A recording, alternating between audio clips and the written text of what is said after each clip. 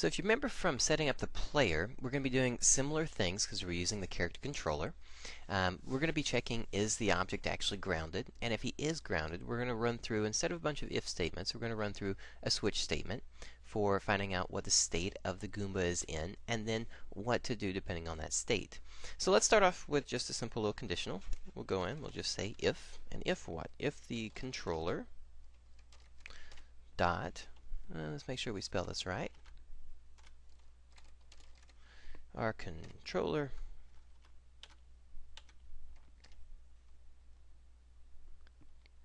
and what is that controller going to be doing if it is grounded? And remember, at any point in time, if you need to go back through and check, okay, what is grounded in the controller, we have gone over those before, but they are listed inside of the API, and it will make for a good exercise to kind of go back through and check those out. Make sure that you feel comfortable with what it is and how it's actually being used. But here we're checking, is our controller grounded? Is that character controller that we have on our Goomba, if it's grounded, then what are we actually going to do? So here what we're saying is, well, if it's grounded, let's set up a switch. We'll do a switch, and what are we checking? We're going to be checking the state of the Goomba, so our Goomba state. And then inside of this switch statement, what are we going to be looking for? We're going to be looking for our case, and our case is going to be the Goomba state moving left, the Goomba state moving right, stopping, jumping, dying, and going home. So let's go in and set those up. Our Goomba state dot, what is it going to be? If we scroll back up and take a look, move left, move right, move stop. So let's just set those up. Move left.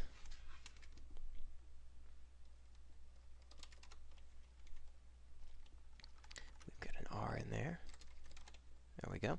So move left with our colon. And then inside of here, what are we going to be putting inside of here? If we're moving left, then we're going to be calling up our function, which we'll set up in a little bit, patrol left. So we're going to be wanting to use the patrol left if the state of the Goomba is set to moving left. So we'll say, great. Well, then we'll just drop our patrol left right in there. And then we want to make sure that we're going to break out of this once it runs. So break. And this is going to be the basic setup for each one of our case statements. So let's go ahead and just copy this over.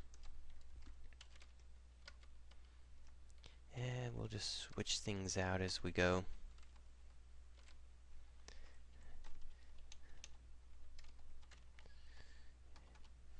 So let's say we've got our move left. This will be our move right.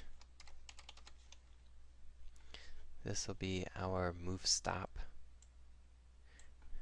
And we're going to change up a little bit of how we do each one just to make it a little more of a learning opportunity. We'll do just a jump in air.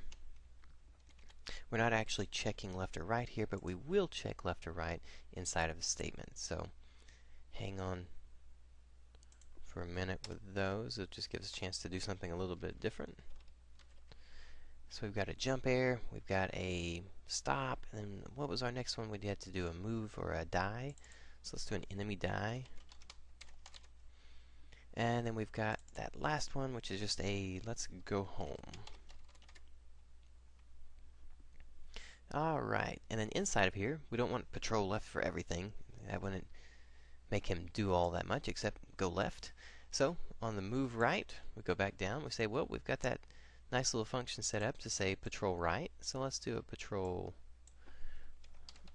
right when he's supposed to move right. And then when we get to the move stop, what are we trying to do here on the move stop? We're trying to idle. So let's go ahead and just do one direction first, and then we'll actually go back down a little bit later and change that out to a conditional statement. But we'll just set them for now to an idle right. And on our jump air, we have a function, and our function handles the jump right and our jump left. And again, we're just going to set it up with a jump right to start with, and then we'll look at how we can handle, just like with the idle right and left, how can we handle setting that one up to pick which direction it's actually in. And then the next one we're looking at is our enemy die, and this one is going to be, again, a left or right situation, but we'll just set it up with the die right function to get started with. And then we have our last one, which says go home. And how are we going to handle the go home? Well, we just run our go home function. Okay, so if we look at this, we've got the state of our character. What state is he actually in? And that's just being set by, the Goomba state for enumeration. He's either going left, he's supposed to go right, he's supposed to stop, jump, die, or go home. And then inside of that switch statement, we're just checking for the case. If it is move left, right, etc., then we're going to run that function, and then that function is going to handle all the information to control the player and to get him around for us. Alright, so with that set up, let's take a peek on the controller. We've got the if the controller is grounded. We've got our switch statement to check for what state is he actually in. We run the function to actually perform the action that we want. And then at the end of this, we do want something extra. We want to be able to go in there and say, well, we need gravity to actually, once we decide what we're doing, we need to apply some gravity to this actual object. So after the controller has done what it's going to do, if you remember inside the Mario player controller, we got to apply some gravity. So applying the gravity, we're simply going to take our velocity. And what direction? This is being pushed down, so we want to do our gravity to our y. And that's going to minus equal, so we're just subtracting from the y direction. Our gravity variable that we set up, which I think we had set to 20 up here at the top, so we've got our 20. So we're going to take the velocity on the y direction, we're going to push him down, and we're going to make sure we also multiply this times our time.delta time.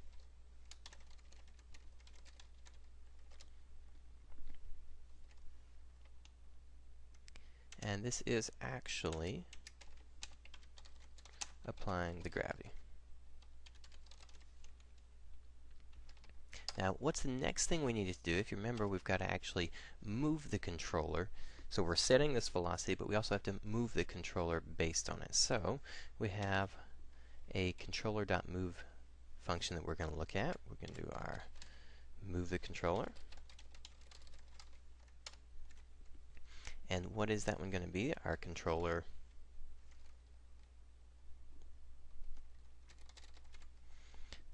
dot move. And again, these should be somewhat familiar to you. You have looked at them before in our in the previous tutorials. So the move has just one argument in there, and we're going to be passing in our velocity and times our delta time. So our velocity, and we're going to do this times time.delta.